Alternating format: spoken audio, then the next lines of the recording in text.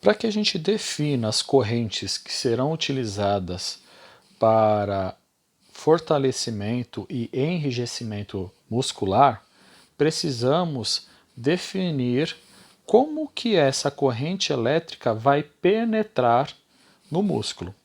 Então, para isso, nós dividimos a frequência da corrente em 3 faixas.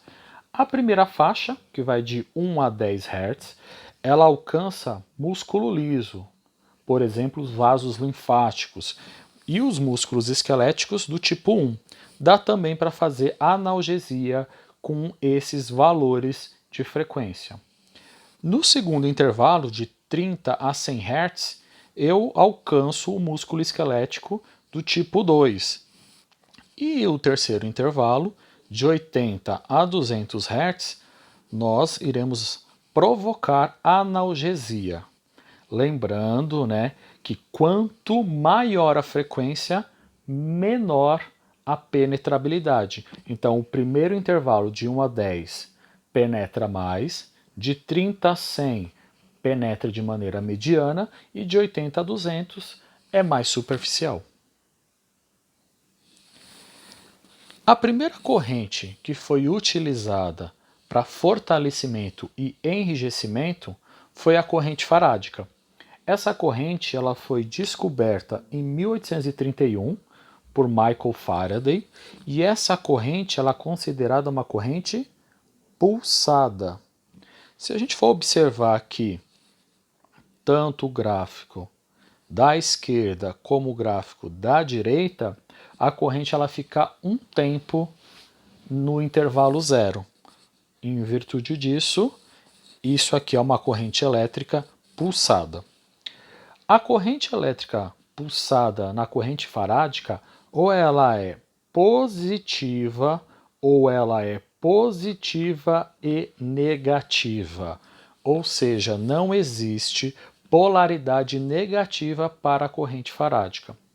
Em virtude disso, se ela for positiva, ela vai ser unidirecional. Se ela for positiva e negativa, ela vai ser bidirecional. Observando os dois gráficos, tanto na primeira quanto na segunda situação, não tem como a parte positiva ser igual à parte negativa.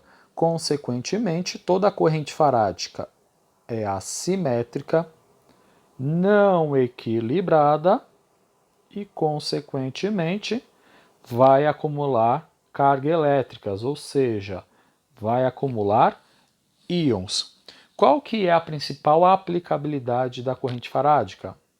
Estimulação de músculo inervado. Então, a corrente farádica ela foi a primeira a ser utilizada para fortalecimento e enrijecimento.